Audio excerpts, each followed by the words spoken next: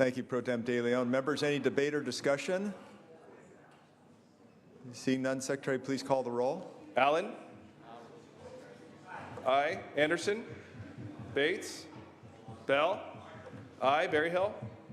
Aye. Block? Aye. Canella? Aye. De Leon? Aye. Fuller? Aye. Gaines? Aye. Aye. Galgiani? Aye. Glazer? Hall? Aye. Hancock? Aye. Hernandez? Aye. Hertzberg? Hill? Aye. Hueso? Aye. Huff? Aye. Jackson? Aye. Lara? Aye. Leno? Aye. Leva? Aye. Liu? Aye. McGuire? Aye. Mendoza? Aye. Mitchell? Monning? Aye. Morlock? Aye. Morell? Aye. Wynn? Nielsen? Aye. Pan? Aye. Pavley? Aye. Roth? Aye. Runner? Stone? Vidak? Aye. Wykowski? Aye. Volk? Secretary, please call the absent Aye. members. Anderson? Bates? Glazer? Aye. Hertzberg? Aye. Mitchell? Aye. Wynn? Aye. Runner? Stone? Great. Ayes 36, no 0. The appointment is confirmed. Pro Tem De Leon, I believe you've got another appointment.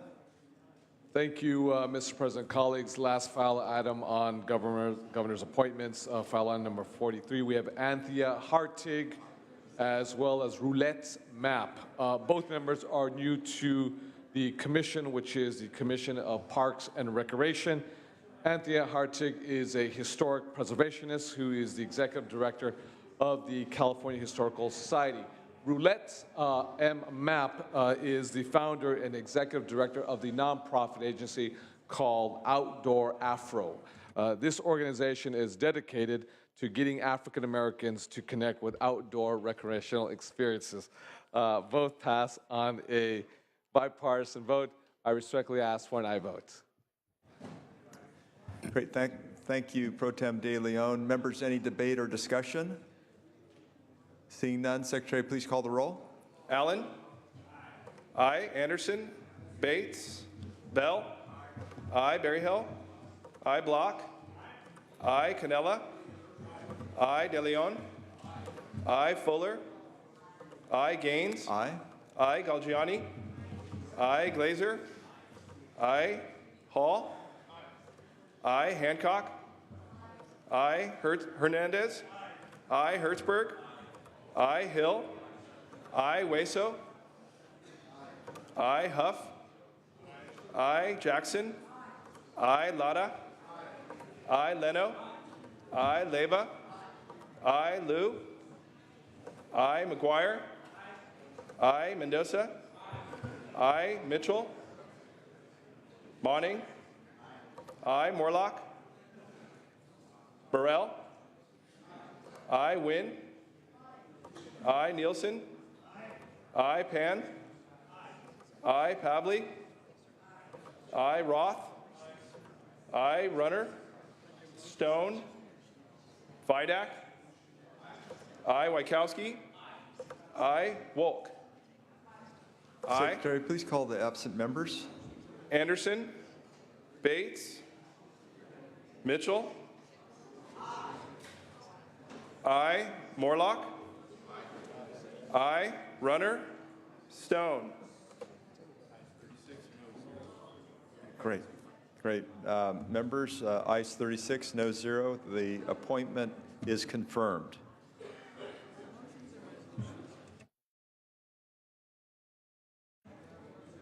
Senator Berryhill, under privileges of the floor. Yeah, purposes of introduction. Yes, please. Yeah, thank you. Members, if you could, I have your attention here in the back. I got a very important group of folks back here. April marks the 13th annual Donate Life month, National Donate Life Month. May 10th, I will be enjoying my 15th year of a heart transplant. I got a 15-and-a-half-year-old daughter, and I'll tell you what, it's been pretty special watching her grow up, and I couldn't have done it without this organization. So, big round of applause.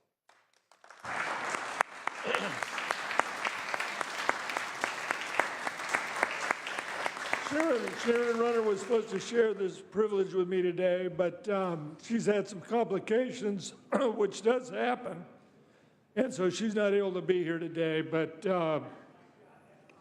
this is a month that celebrates all those who have given or received a gift of life through donation and recognizes those who continue to wait for a life-saving transplant. Celebrating with us here today in the back of the chambers are guests from Donate Life. California DMV Director Jean Shiomoto, I ask you to please extend a warm welcome to Director Shiomoto and her group, Eric Birch. Eric, if you could raise your hand, the new CEO of Donate Life California. Board President Monica Johnson, and Board Member Kathy Olmo. Along with Donate Life ambassadors, Lauren Meeks. Lauren has had the opportunity to have not one, but 2 kidney replacements. So she's a recipient and also enjoys the great opportunities that Donate Life have given her. Also, Emily Spen-Agel, I think that's right. She has been the recipient of a liver transplant. So they're doing just wonderful things with the program these days, and these are a couple very lucky gals. Today I'm asking for your support for Senate Resolution 71, which recognizes April as DMV Donate Life Partnership Month in California. The 10-year official partnership between Donate Life and DMV has produced the largest organ and tissue donor registry in the world with 13 million. Now, when I first came here, our goal was to get 1 million. We're at 13 now. I mean, it's been a tremendous success, and if you don't have that dot on your license, you should put it there. In 2015, 918 Californians became organ donors. Over 3,000 life-saving transplants were performed. That being said, 22,000 Californians are still waiting for a second chance at life. Our need is critical, especially in the minority community. I want to particularly thank all my Republican Senate colleagues and Senators Hertzberg, Leno, and Senator Hall for standing with Senator Runner and me today in support of the thousands of Californians awaiting a life-saving transplant and those of us that have been blessed with that second chance in life. Thanks for taking your time, and I ask for an aye vote. Thank you. Thank you, Senator Berryhill. Welcome.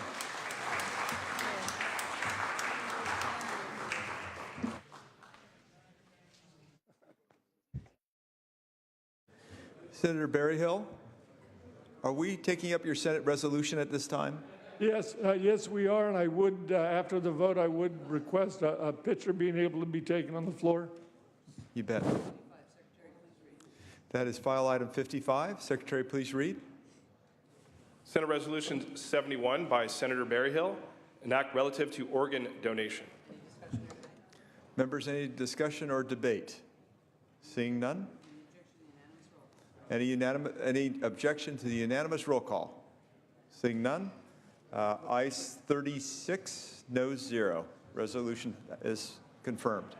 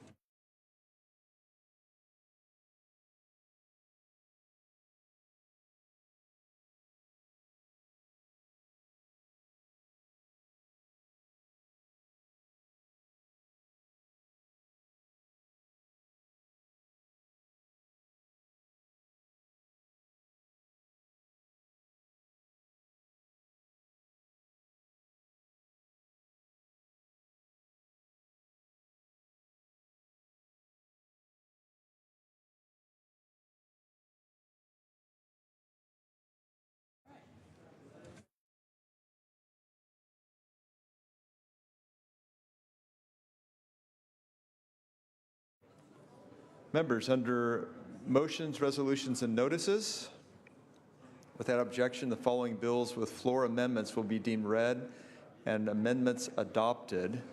File item A72, Bill AB 691, Hertzberg.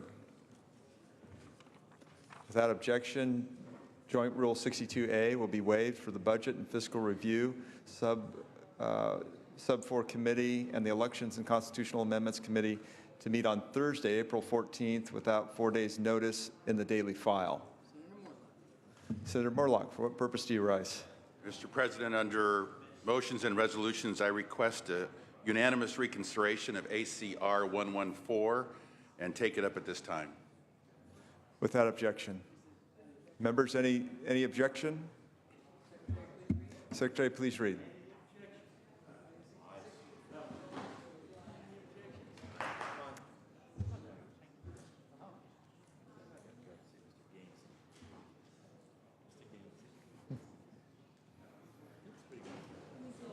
The Senate Concurrent Resolution 114 by Assemblymember Gallagher relative to Grand Jury Awareness Month.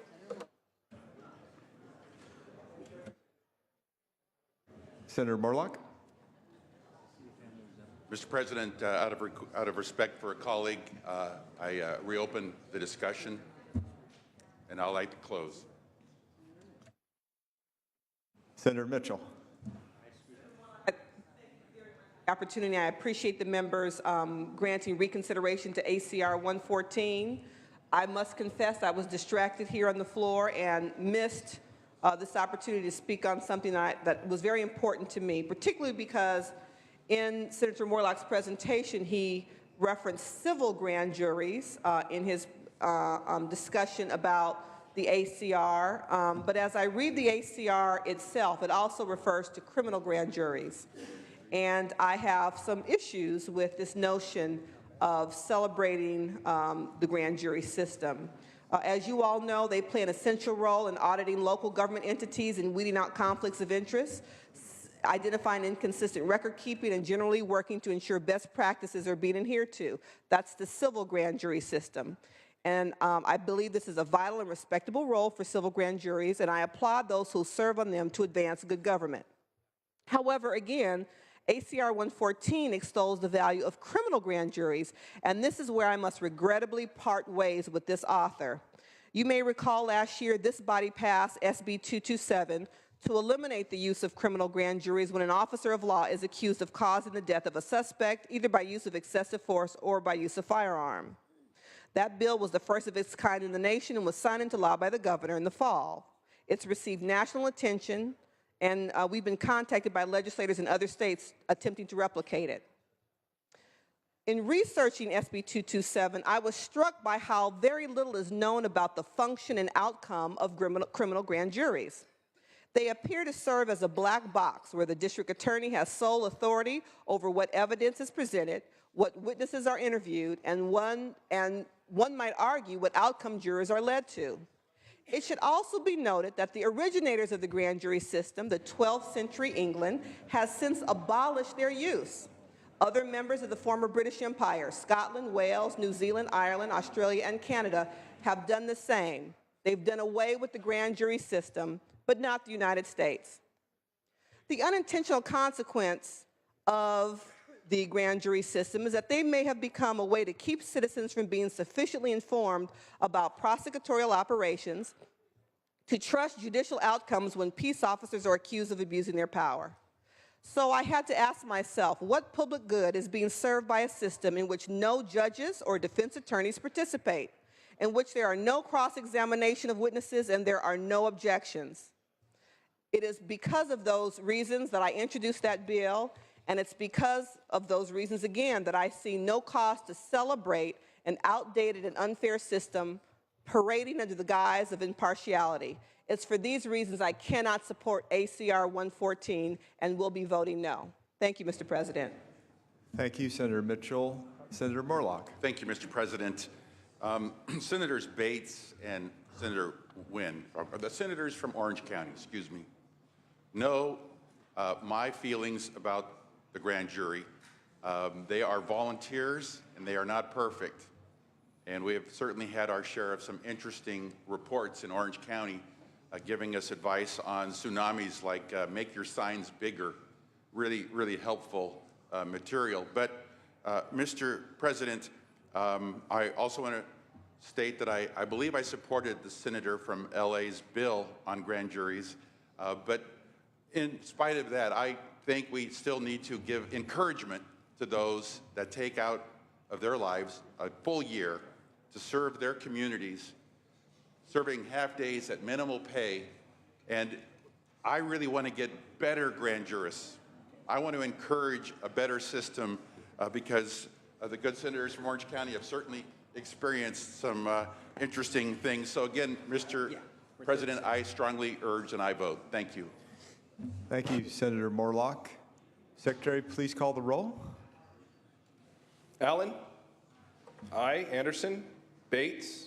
Bell. Aye. Berryhill. Aye. Block. Aye. Canella. Aye. De Leon. Fuller. Aye. Gaines. Aye. Galgiani. Aye. Glazer. Aye. Hall. Hancock. Hernandez. Aye. Hertzberg. Hill. Aye. Hueso. Aye. Huff. Aye. Jackson. Lara. Leno. Leyva. Aye. Liu. McGuire. Aye. Mendoza. Aye. Mitchell. No. Monning. Morlock. Aye. Morrell. Aye. Wynn. Aye. Nielsen. Aye. Pan. Aye. Pavley. Roth. Aye. Runner. Stone. Vidak. Aye. Wykowski. Wolk. Secretary, please call the absent members. Anderson. Bates. De Leon. Hall. Hancock. Hertzberg. Jackson. Lara. Leno. Liu. Monning. Pavley. Runner. Stone. Wykowski. Wolk. Ayes 23, noes 1. The resolution is adopted. Members, we're now going to move to the consent calendar. That's file items 74 and 75. Secretary, could you please read the items on the consent calendar? Yeah.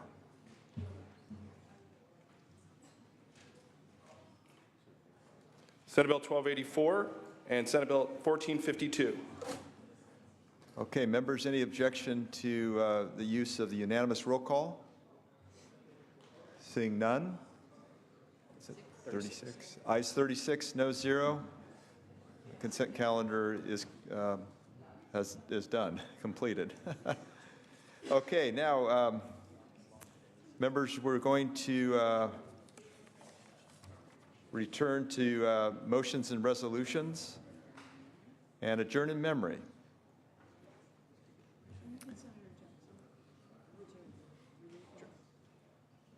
Great. Senator Fuller. President and members, I rise today in memory of the poet of the common man, Merle Haggard.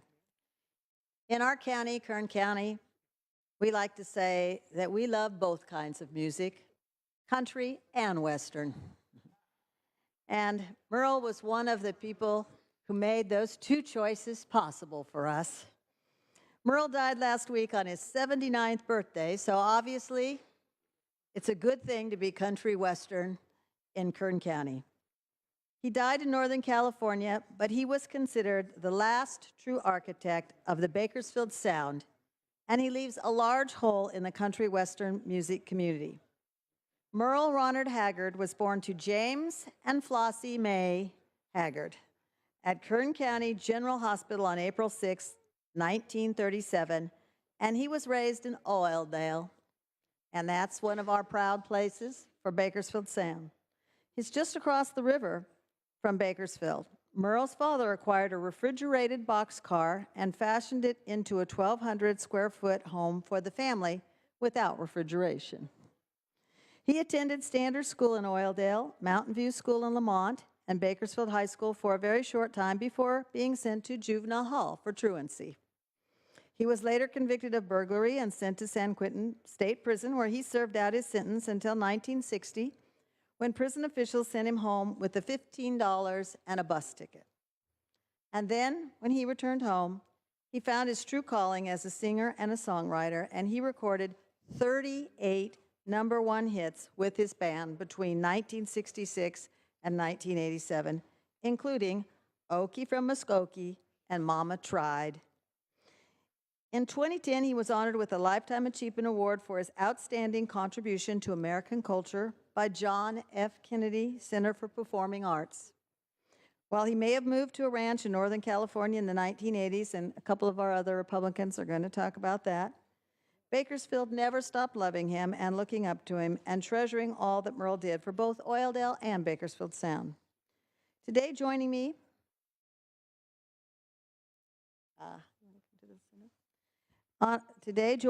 in honoring Merle's legacy are Kyle and Kim Carter. Kim sung with the Buck Owens Band for many, many years, and Kim and Kyle just started the Hall of Fame, the Bakersfield Sound, the old original Bakersfield Sound building. They restored it, and they are hosting now the younger generation of country western music so that there will be a new foundation, a new rebirth. And so they know the family. They spent, on Friday there was a funeral. They also had a very big memorial show in their Hall of Fame in Bakersfield for country western. And we really feel proud that they would honor him in this way. Kim is a shining example of how you can just be living in Bakersfield, working at a grocery store, and become a Buck Owens singer for the Buckaroos on the Crystal Palace stage for years. It's very exciting for all of us. And another interesting thing is that Merle died last Wednesday after predicting his own passing on his birthday. He told his son that he was going to pass on his birthday, and darn, he did have control over life and death. And so, surrounded by his family after battling pneumonia, on his motor coach, his touring motor coach, he gave his life up that he had given to so many others on that day and in his own way, very special. So today I ask that we adjourn in memory of a man who was larger than life, and I'm going to end with a few lyrics from his own song that were sung at his funeral this weekend. Sing me back home with a song I used to hear. Make my old memories come alive. Take me away and turn back the years. Sing me back home before I die. Thank you. Thank you, Senator Fuller. Senator Gaines, on this issue? Yes, thank you, Madam President. Merle Haggard started out life in a converted boxcar and ended it in the pantheon of country music superstars. And I rise to adjourn in memory today of a giant figure in California's artistic history.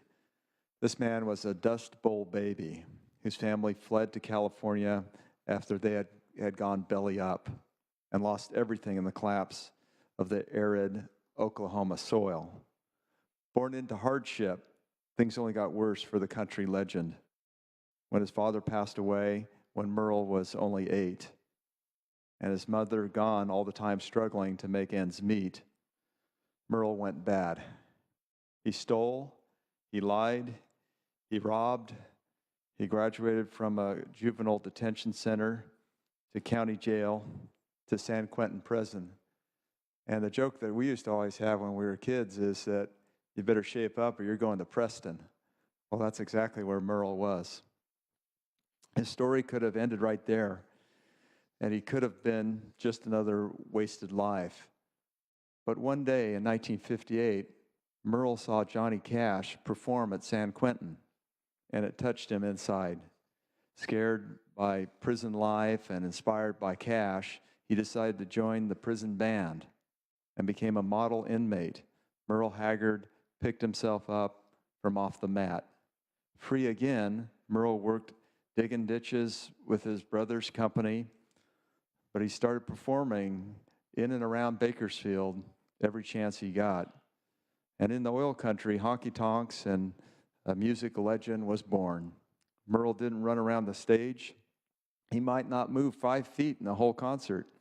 He didn't go for rhinestone jackets or theatrics, but he had a story to tell about his life and his times, and he told it in a way that would bring a hush to an audience the moment he strummed his first chord.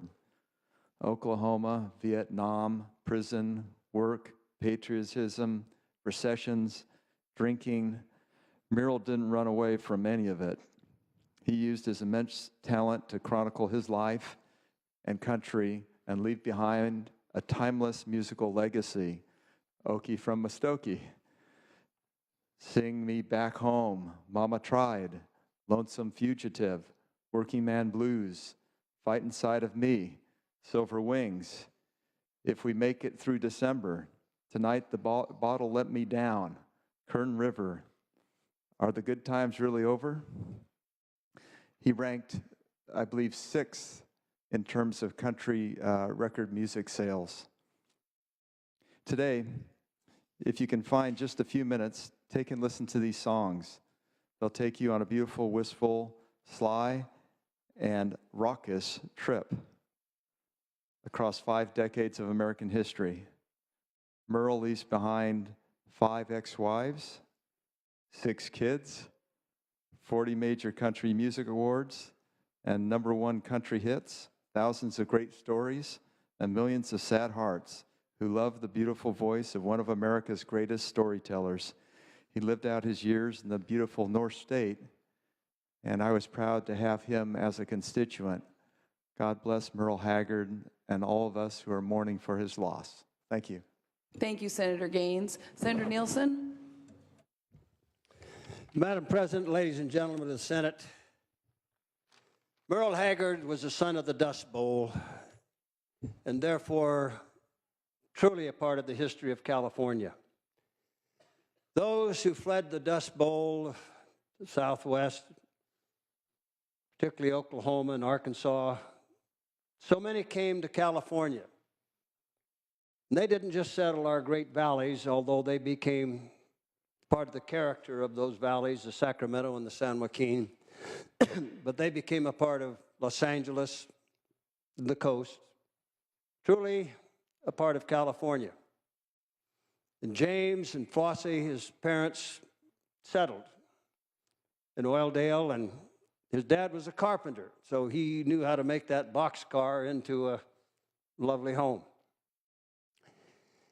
He lost his dad as a fairly young man, and Flossie raised Merle.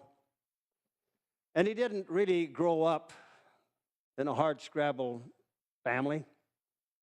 Actually, they were what relatively would be said middle class. But Merle didn't necessarily want to do things the easy way. He chose, for his own reasons, and those are probably unexplainable, to do it the hard way, the real hard way, getting into every bit of trouble and to be every bit as incorrigible as one could be. He did not excel at school. He excelled at truancy. He became very good at it. He became very good at getting into a lot of trouble at all levels. And yes, he got to Preston, but he made it to the big time too, San Quentin. He really was good at escaping. He escaped some 17 times from the various California institutions. It wasn't a revolving door that didn't rehabilitate him. It was a revolving door that couldn't keep him in. That was Haggard's claim to fame. He was indeed a rambling man. When he was out, he had no trouble being employed, making a living, and finding women and wives. He once said that he should try a better formula for marriage. He should just meet a woman and buy her a house and go on his way. But to his credit, he spent a lot of happy years towards the end with Teresa. He was talented at the guitar and singing. He liked Jimmy Rogers. And one of the great moments in his life was at the Rainbow Gardens in Bakersfield. I've never been there. But he went there one night, and a friend escorted him backstage to meet Lefty Frizzell. And he told Lefty Frizzell that this was one of the best singers that Lefty would ever get to know. He was a pretty popular singer at the time. And Lefty Frizzell, having a great presence of mind, handed him his guitar and said, "Sing me a song." Heard his song and then took him out on stage and had Merle Haggard sing one of those old songs. And 3,000 people cheered Merle Haggard in Bakersfield. He seemed to decide that that's something he wanted to do with his life. And he teamed up with another legend, Buck Owens. And they did something very significant. Nashville was the world headquarters of country and Western music.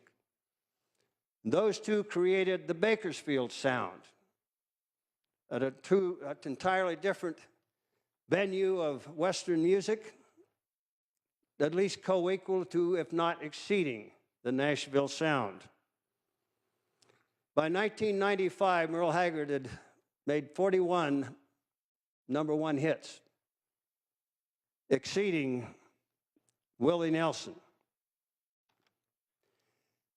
And he went on to be inducted that year into the Country Music Hall of Fame. When he accepted that award, he did something that was still noteworthy and remembered today. He thanked Andy Gump, his plumber. Now, back in the 80s, when Merle moved north to Palo Cedro, I was the senator up there preceding my esteemed colleague Ted Gaines. And he and some of my country and music fan staff, such as Chief of Staff Jim Branham, got acquainted with Merle, and we went up to his annual Bass Derby at the Silverthorne Resort on Lake Shasta and had great fun, and I became a good enough acquaintance that he consented to do a fundraiser for me once. I thought then that I had hit the big time when Haggard would do an event for me. But noticing his troubled youth, and I think I've got the exact date here, the Senate Daily File for February 4th, 1988. I invited Haggard to the state Senate. We have a picture of him at the Senate dais with me presenting him with a resolution, even before his Hall of Fame induction. Understanding the troubles that he had made for his mother, and I guess he thought posthumously for his father too. And that's the role I would like you senators to remember that you play in the lives of the people who you present resolutions to. But this is very telling. Haggard, knowing what trouble he had visited in the lives of his parents, his mother particularly, stood up there with me, and he turned to me, and he said, "Jim, sometimes you wish your parents were still alive." He was so moved to appear before the California State Senate, that meant so much to him, that if his parents would have been here, to him, that would have been some redeeming of his life, that he had made a success of something that he pretty sadly dashed from mom and dad in the course of his life. Merle Haggard was a man who made his mark. He made it in his own way. He's a man who lived the songs that he sang. He lived it with his heart. but the songs that he sang spoke to the hearts of America and Americans. And some of them, though the sad and cheating heart country songs, and I don't necessarily accept that as American values, what he spoke to, though, the hard work ethic, the care about each other, the love your land, that's the kind of guy that I saw in Merle Haggard. And I do often remember the concerts that I would go to for Merle, and he'd always send someone out to bring me into the backstage. And there would always be a gaggle of fans there, mostly female. And it'd say, y'all get out of here now. Jim and I want to talk politics. And he did stay up on politics. But he is indeed a man who made his mark on life.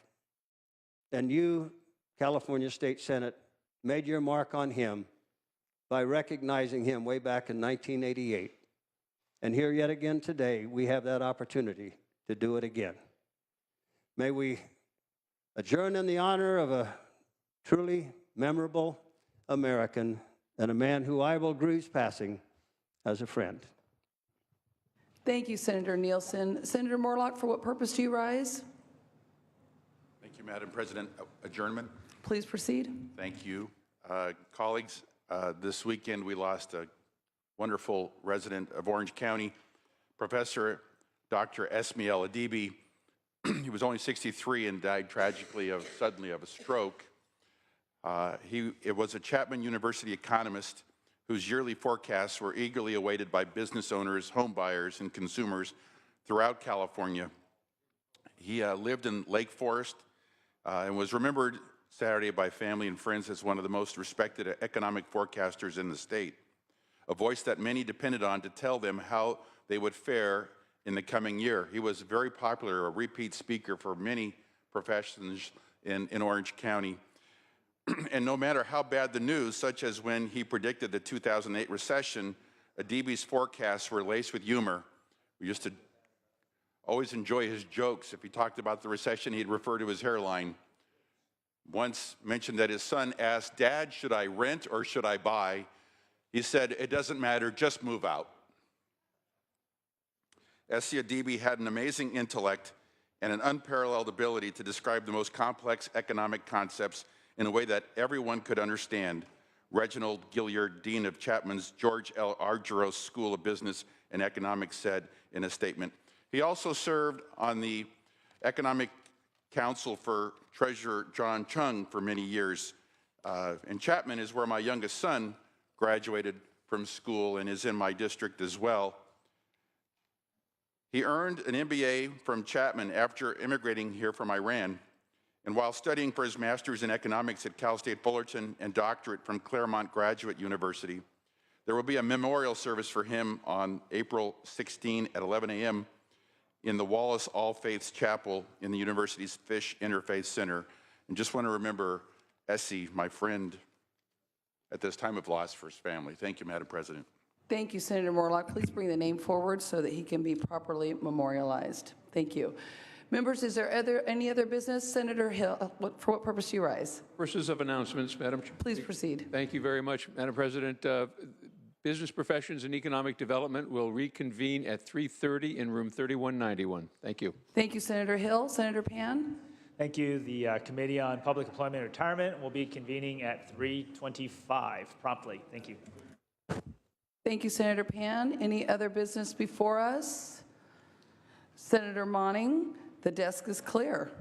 Thank you, Madam President. Members, we will recess and reconvene here Thursday morning, 9 a.m. Thursday, 9 a.m. It's a busy week. Be to your committees on time. We'll see you here on Thursday. The Senate will be in recess until 3:30, at which time the adjournment motion will be made. We will reconvene Thursday at 9 a.m. Have a great day, members.